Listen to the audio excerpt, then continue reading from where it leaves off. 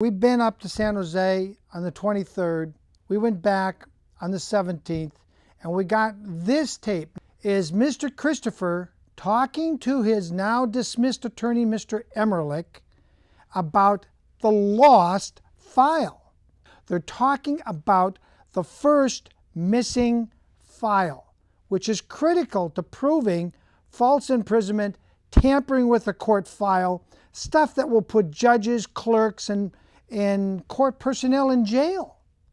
It's a felony to tamper and alter these documents, but I am convinced it was done to Mr. Christopher, and not only him, but to another dad in San Luis Obispo County, and to several dads in other counties that I personally checked on the file. But we're talking about just Mr. Christopher's file here, and you'll see this repeating. That's not an accident. I want you to listen to, he's complaining about it, and his attorney's acknowledging it but not doing anything.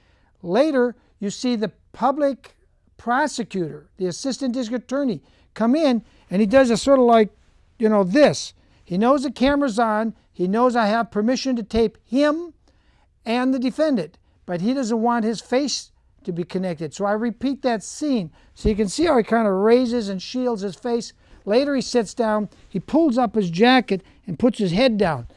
Why is this prosecutor embarrassed?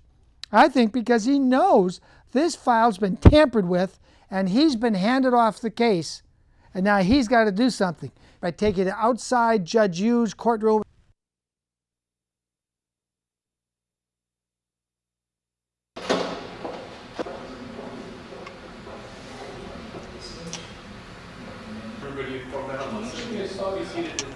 Now, if it's not there, why is it there? If it's not there, why is it there? If it's not there, why is it there? If it's not there, why is it there? If it's not there, why is it there? Okay, so June 16th, that would have been the arraignment. That would have been an arraignment. It was the day of arrest. There was a margin on arraignment. Basically, when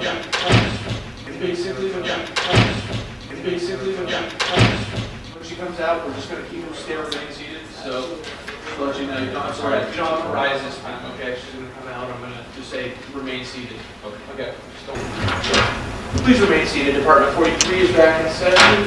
Court will come to order. Thank you very much. We're back on the record in the People versus William Joseph Christopher's matter, and the court has granted Mr. Christopher's Marston motion. Mr. Christopher is going to be referred to ADO for appointing counsel. So what I would ask is, if the parties would like me to give them a pretrial date for identification of counsel, and if you would like to have a trial date set today, just have the trial date set after the IDC. In addition, there's been some issues with respect to the case of CC 9933180, which had previously been dismissed. Mr. Emmerich has made the representation that he had difficulty obtaining that file. He's looking at it now. I had asked Mr. Lucas, our courtroom clerk, to pull up the case number through the computer system and then ask that the file be pulled up today, and I was retrieved it today.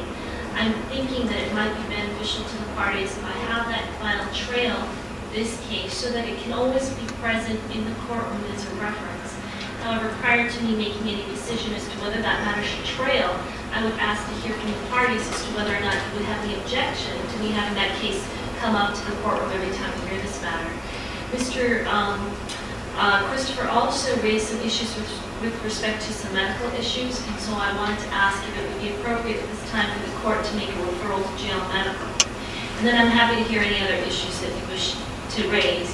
Previously this morning, the defendant had brought a motion to continue the trial date that was set for this week based on the fact that Mr. Emmerich has received new discovery, which he was able to pick up on only this Friday, October 14th, because it was at that point that all the discovery was at one place and was ready. I understood that Mr. Gibbon Shapiro would not object to the motion to continue. By the court granting the Marston motion, I think it just has the operation of having this case continue further. Mr. Gibbon Shapiro, thank you for waiting so long. I'm sorry you were waiting during that entire hearing. Would you like to be heard now? Sure, Your Honor. Just on the issues that you raised, I think that it would be a good idea to have the earliest possible identification of counsel date And the ones that counsel has been identified for Mr. Christopher, I'm sure the new attorney will want to have some say in what the trial date is. So I think it's unwise for us to pick a trial date today, since the new attorney is about to be appointed. Although if we got an IDC date tomorrow, Wednesday, Thursday, as soon as possible, I think that would be a good idea. As to any referrals for medical issues regarding Mr. Christopher, of course, people submit it. I wasn't part of any discussions on that, and people just submit it. And as to the prior case, following along this case, so that it's available in whatever courtroom this case is heard, it seems like that's a good idea, so that court and counsel can have ready reference to anything from the prior file. Okay, I will turn to Mr. Christopher, but Mr. Emery, did you wish to be heard at all? Yeah, the only comment I was going to make was, I think that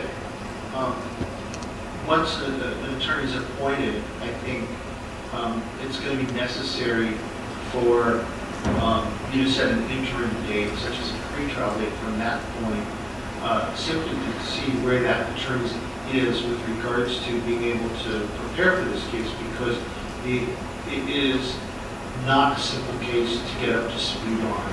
It takes there's a lot of work, and there's a lot of things in it that are quite confusing, as I learned, and it's taken me, I mean, it's part of the difficulty in preparing to even talk to Mr. Christopher at times, was the fact that it took a lot of going through and looking at things repeatedly, because there were so many confusing issues.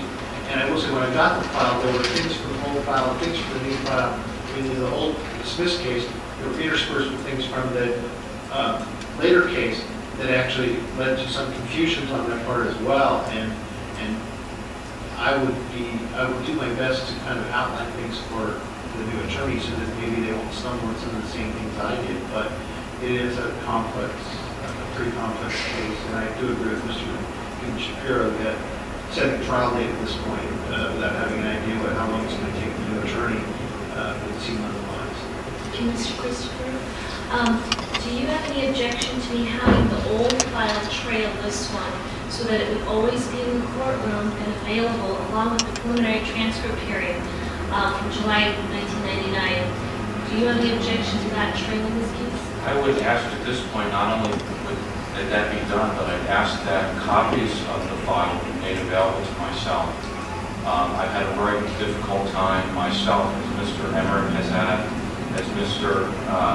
Brower has had before him, and obtaining the charging documents specifically from the original case, prosecution in 1999. And those original charging documents, genuine copies that have been file stamped,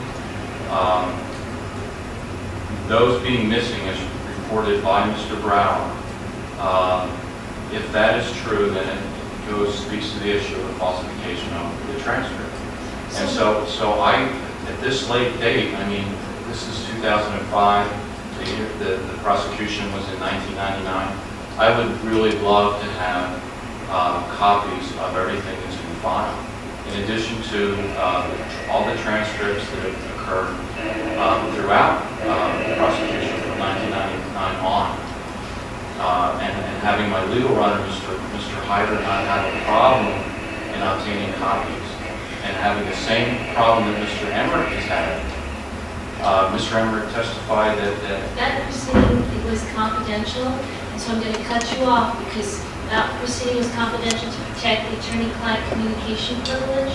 So I don't want you to say that I heard it. You don't need to say it at this point. That protects Mr. Emmerich and goes to his defense in the sense that Mr. Christopher, I'm going to cut you off because that's out of order, and I'm going to have case CC9933180 trail this one.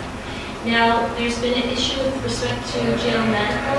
I'm happy to make a referral on the order that you refer to jail medical for further evaluation regarding the issues that you raised in the closed hearing. Is that something that you would request, or is that something that you would refuse?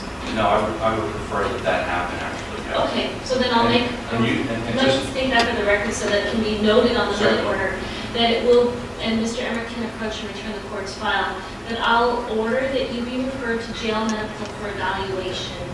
Did you you want to say anything else? Yeah, you ignored the request, or you forgot the request, Judge Yu, for copies of that file to be sent to me, and also for copies of all the transcripts of all the hearings that have taken place since 1999. I didn't ignore or forget that request. I'm not ruling on it because it's not proper. You will have an attorney who will have access to the file to obtain it. I know there have been representations that other people have had difficulties, other people being Mr. Emmerich, obtaining the file, and the court was able to get the file in about half an hour today. So I'm not making any comment on other people's representation, but I don't believe that the court needs to address whether or not copies are made by court personnel for you when, as you know, there's a procedure, there's issues with respect to cost, and you are going to have an attorney. So the issue then is when we bring this back. How about justice, Your Honor? And I would suggest that we bring it back on Monday, October 24th, or Wednesday afternoon. But I'm concerned that if we bring it back on Wednesday afternoon, it will not give ADO enough time to identify an attorney to represent Mr. Christopher. So my suggestion is Monday, October 24th at 8:30. Does that work? Will you be available, Mr. Shapiro? I'll be available. Okay, so we'll put it on for October 24th, and that's going to be at 8:30 here for identification of counsel and for trial setting. Did you want to say anything else, Mr. Christopher? I wanted to say that in the interest of justice, having this case go on since 1999, and without any dispute, there have been allegations made, declarations made of fraud in this case. And for you to say to me that you're not going to give me documents of my own hearings, it looks like you've got something to hide. That's not the case, but as you know, there is a procedure, and transcripts are not given to people. They are purchased. And so unless you file a form regarding an inability to pay, etc., you are not given copies of transcripts, and you will have an ADO who will be able to follow through with you on That's that. not my understanding. As Sure. a pro per, I'm able to obtain transcripts to my hearings. Are you saying that as a defendant with an attorney, I'm not able to obtain transcripts to my own hearings That's not what I'm saying. without paying? There's one last remaining issue, which is Mr. Wagener has a motion to have the Department of Corrections make Mr. Christopher accessible for Mr. Wagener to be present and interview Mr. Christopher. I need to give you a court date, Mr. Wagener, where you will be able to inform the Department of Corrections that that motion is to be heard, and they can have county counsel present. And I'm looking at the calendar. I would want to give you Wednesday afternoon, but I'm not sure that gives enough time to county counsel. So what I can do is give you Friday afternoon, October 28th at 1:30, which should give you plenty of time to give notice to county counsel, give them an opportunity to come and research the issue, and give people and anyone else an opportunity to respond. At that time also, we'll have had our October 24th hearing, so Mr. Christopher will have had an opportunity to meet with whoever is appointed for him from the ADO's office. Does that date work? Works for me, Your Honor. Thank you. Okay, so we'll give you October 28th at 1:30, and that will be for a motion made by Mr. Wagener on behalf of the media, and then October 24th at 8:30 for identification of counsel. Mr. Emmerich, do you have anything else you'd like to say? Mr. Gibbons Shapiro, anything else? Okay, thank you. We're concluded.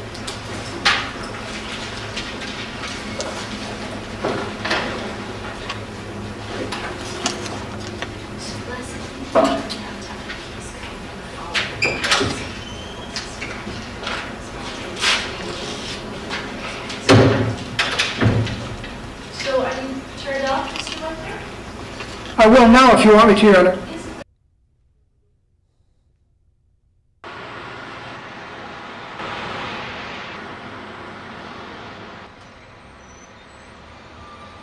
This is William Wagener for On Second Thought.